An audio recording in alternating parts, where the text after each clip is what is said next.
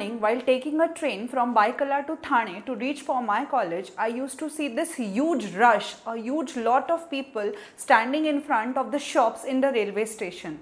These shops were nothing but selling vada paos, which costed almost for 15 to 20 rupees. These vada paos were consumed each and every day by the people going to their offices for their work every morning. Imagine eating vada paos every day for years and years as a staple breakfast in their life. This vada pav is deep fried along with the bread. So imagine the amount of junk that you are consuming early morning for years and years every day. Now friends, just understand, eating vada pav is not the enemy, but eating it every day is definitely. I have dissected so many hearts in my career in a process called as autopsy. And guess what I found in a patient dying of a heart attack? I found a layer of fat surrounding the heart, choking it like a rubber band, exhausting it so much, causing a heart attack.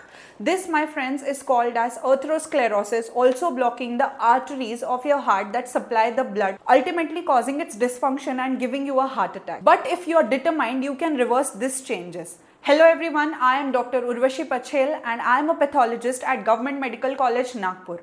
In this video, I will be telling you how multiple factors like stress, sleep, social media and also the influencers affect your body weight and how you can control it. But for going there, first we need to understand the basics of it. In pathology, we study almost all the diseases that humans are affected from, right from the brain, liver, kidneys, pancreas, each and everything. And I have closely observed the relationship of obesity with all the health issues that we are facing today. This condition that we are going to talk about today is not just nutritional, but an endocrinal dysfunction. It is associated with several of the most dealt with diseases in day-to-day lives, that is type 2 diabetes mellitus, hypertension, cardiovascular diseases, polycystic ovarian disease that almost half of the females are suffering from today, and even cancers. So till now all of you might have guessed what this disease is. This is none other than obesity that we are going to talk about today. In simple terms, what is obesity? According to the books, obesity is defined as excess accumulation of body fat sufficient enough to impair your health. And by impairing your health, it even means that if you are not able to freely move your body or take control of your body because of the excess weight, not just the delayed complications that you're going to face it after years. Friends, obesity also has types. The two main types of obesity are central obesity, which is also called as visceral obesity, and peripheral obesity. Let me tell you what this is. Central or visceral obesity is the excess accumulation around the abdominal area, and it is usually seen in a typical type of a body shape where the abdomen has a huge amount of fat as compared to the hands and the peripheral areas. Okay, this is highly dangerous because this is associated with more hormonal changes, more insulin resistance, and associated with extremely deadly complications in later life. Another type of obesity is called as a peripheral obesity or a generalized obesity, where there is almost generalized distribution of body fat throughout your body. It is as compared to less dangerous with the visceral one, but still this is not good. My friends, we need to understand that what is the impact of obesity in today's world that we are living in.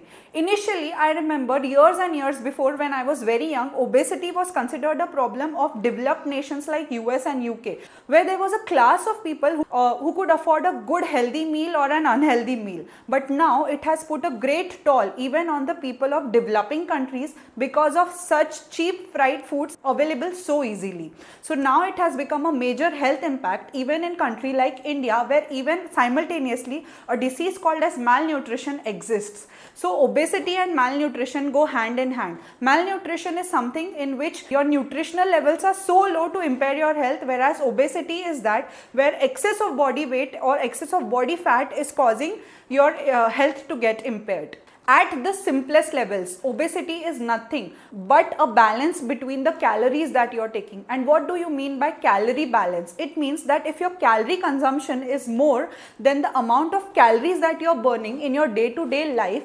automatically the deficit, that is the more calories, are getting converted inside your body into fats and are stored inside the abdomen. And that becomes very dangerous. So we have to keep in mind that how much calorie is required for our type of body and the amount of work that we do and how much are we consuming on the other hand, because this imbalance is the main pathogenesis for obesity. As I have previously told you, it is not just a nutritional disorder, but also it is an endocrinal dysfunction. What do you mean by an endocrinal dysfunction? Endocrine, as the name is, it involves a lot of hormones and a play of them and a balance of them that causes your body weight to stay in balance. But if these hormones are imbalanced, your body weight can hamper. What are these hormones? I will enumerate a few of them. I will not go into details. I will make a separate video on how the action of these hormones occur in controlling your body weight. Leptin, adiponectin, ghrelin, and even insulin, which is responsible for the glycemic, or which is responsible for the sugar levels in your body. All these hormones maintain a fine balance and maintain a good glycemic index. Any kind of dysregulation of these hormones causes obesity. The simplest method of checking out whether you are obese or not is by measuring your body mass index. What do you mean by body mass index? It is nothing but a simple formula called as height in centimeters square upon your weight in kg. That gives you what is your BMI, and this BMI grades the obesity. This chart that you will be seeing will show you the grades of different kinds of BMI. Make sure you do your BMI today itself and know in which category you fit here. If you are even overweight, that is also an issue. You need to come in the ideal category of the BMI to be in your healthiest forms. So my friends, obesity not just impairs on how you look or how you feel about yourself, it also puts your health at a very greater risk for your future. By these consequences, I mean there are so many. The first and the foremost is the diabetes, that is type 2 diabetes mellitus. Why this type 2 diabetes mellitus occurs in obese people? This is because obesity, that is increased fat level, causes insulin resistance. Ultimately, insulin is being secreted in your body, but it is not able to act on the amount of the glucose that you are consuming, causing diabetes mellitus. That is why you people know that diabetes and obesity runs in families and generations to generations, because nobody in that family has actually run to reduce their body weight. The second being hypertension. Hypertension is closely linked with the obesity, ultimately causing cardiovascular diseases, that is, it has an increased chances of developing myocardial infarctions. This myocardial infarction occurs because of a layer of fat that is deposited in the lumen of the artery called as the coronary artery, which supplies blood to the heart, causing its function to completely derange and blocking. This happens when you have consumed so much amount of oil and fat that the excess gets deposited in the arteries itself. This is a highly dangerous condition which almost most of the population nowadays is suffering from. It starts initially in the first stage from the streaks. Those are the fatty streaks, which are simply small lines of fats that are deposited in the lumen of the arteries. At this state, this kind of atherosclerosis is reversible if you change your dietary and your lifestyle habits, but later on it may progress to a completely irreversible change which causes complete blockage of that lumen, hampering the complete blood supply that the heart has to get. This condition is called as atherosclerosis. Atherosclerosis is nothing but deposition of fat in the lumen of the arteries. Atherosclerosis is also caused due to dyslipidemia. You might have all heard of some family member or the other complaining you about कि मेरा lipid बढ़ा हुआ है, मेरा cholesterol बढ़ा हुआ है. So obesity, that is consuming excess of these fats and oils, can cause your increased level of triglycerides, whereas it can cause a decreased level of high density lipoproteins, that is called as HDL, which should otherwise be higher in your body, and these triglycerides should be lower in your body. This causes a vice versa. And this becomes a very dangerous situation. Not just affects your heart, but obesity also affects your liver. How? It can cause non-alcoholic fatty liver disease. This non-alcoholic fatty liver disease, also called as NASH, can progress into cirrhosis. Yes, my friends, not just consumption of alcohol, but consumption of pizzas, burgers, so many sugars can also cause cirrhosis of the liver and in future liver failures. There is something called as polycystic ovarian disease, which almost so many young females nowadays are suffering from. Why this PCOS is linked with obesity? This is because of the increased amount of the fat that is deposited in the abdominal area, causing androgens to get produced, which ultimately caused polycystic ovarian diseases. This polycystic ovarian disease causes irregular menstruations and even infertility in futures. So the first and the foremost step for any female who complains with PCOD that we take is to reduce their weights. Automatically, if you're reducing your weight, your hormonal levels settle down, giving you not just a healthy look from the outside, but making you healthier inside also. A very serious complication of obesity is called as hypoventilation. hypoventilation. This hypoventilation is a constellation of respiratory disorders that occur. It also causes hypersomnolence. It means excess of the sleep. Excess of the sleep is usually seen in obese people at even the day and also during the night times. This can be accompanied with hypoventilation as well. Obesity also causes so many of the joint disorders like osteoarthritis. Why this osteoarthritis occurs in obese individuals? This is because the entire body weight is borne by the joints of your knees or of your ankles. What happens is, as you increase your body weight or as you have become obese, these joints lose their capacity to hold that body weight, ultimately making the joints extremely weak and causing osteoarthritis in future. So obesity can impact directly your joint health and your bone health also. So we all know that there are so many complications from heart, liver and pancreas. Now we will talk about not just these systems, but obesity can also cause cancers. Yes, my friends, obesity can cause adenocarcinomas of colon, it can cause of thyroid, it can cause adenocarcinoma of stomach, of esophagus, even of gallbladder. So many cancers have been listed that are directly linked with obesity. So obesity can have such a negative and a bad impact on your health as well as your mental health also, because ultimately the way you look affects your mental health also and you have a low confidence. For that, my friends, I wish to say each and every people out there to take care of your body. And by taking care of your body, I mean by exercising regularly and taking a healthy diet, going to sleep on time and being relieved from all the stressors. I know that stress is there to every one of us, and this stress is responsible for so many hormonal changes that we go through in our life.